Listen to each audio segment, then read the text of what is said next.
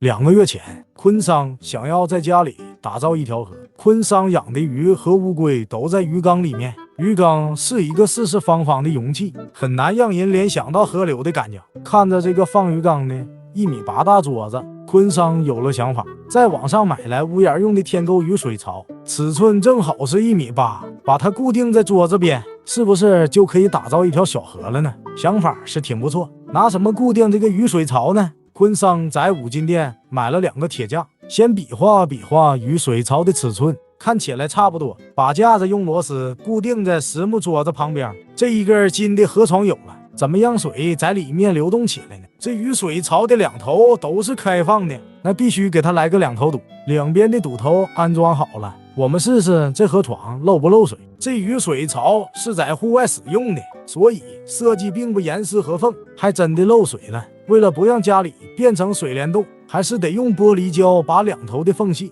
完全堵住。缝隙的问题好解决。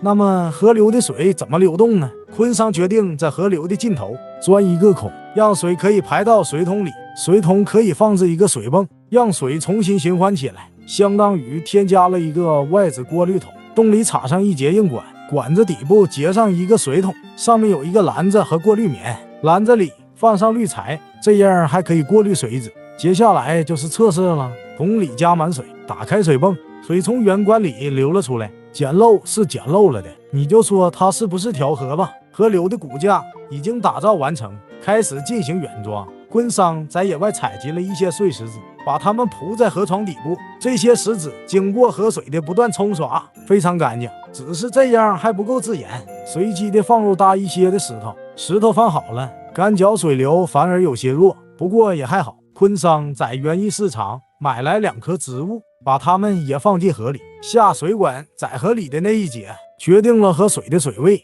即使是停电了，下面水桶里的水也不会溢出来，这样河流就算打造完成了。那么河里放一些什么生物呢？放一只乌龟非常合理，就是这乌龟的尺寸在这条大河里好像不太适合，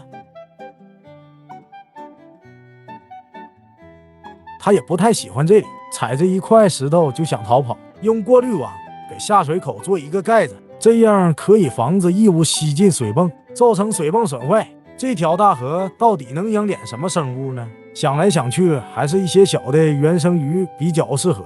在放鱼之前一定得考虑好，原生鱼有一个毛病，那就是喜欢跳缸。昆桑用透明塑料板切割成合适的尺寸，卡在鱼水槽上，这样在不观赏的时候，一来可以防止小鱼跳河，二来可以防止水分蒸发太快。3天后，昆桑买的鱼到了，这是最便宜的关贝青江，9.9块就可以买一堆。用圆管给它们洗个夜水澡后，把它们捞起来放到河里，它们就开心的一起在河里游来游去。过了一会儿，小鱼呢怎么找不到了呢？原来它们在河的尽头，它们3、5成群，在河里悠哉悠哉的游着，最后所有的小鱼都聚集在一起，向着上游游去，还能迅速的避开石头，真的是很聪明。光是看着这些小鱼在河里游来游去，就让人觉得特别有意思。昆桑可以在这看1天，青江们还可以用飞快的速度游泳，这种鱼搭配上这条河，简直就是绝配。干脚水流不是很强，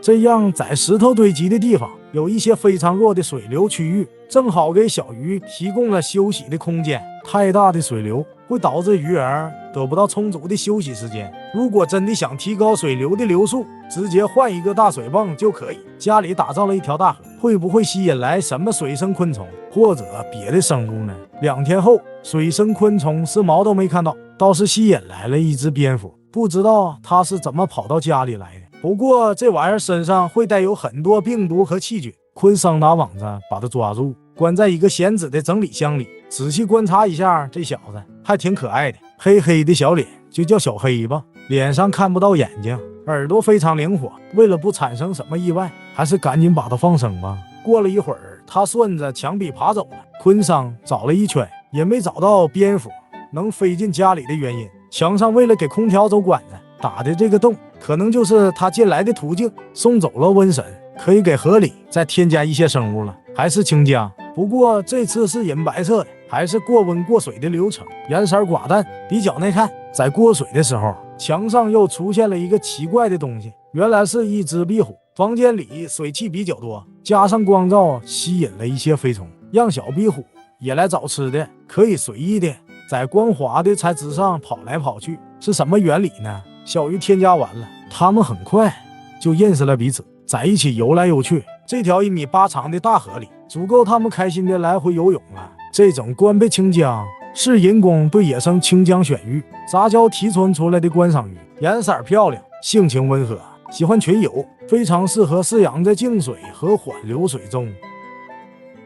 好了，本期打造河流的故事就分享到这里了，我是天哥，我们下期再见。